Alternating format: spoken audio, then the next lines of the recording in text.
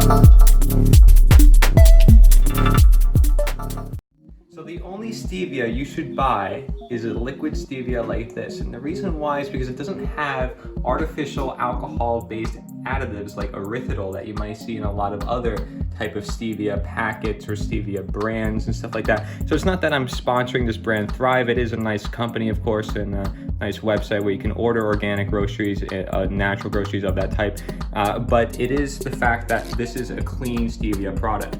If you take a look here at the ingredients, you'll see here deionized water, stevia leaf extract, and that's basically it. And then like less than like 11% of cane alcohol just for the base.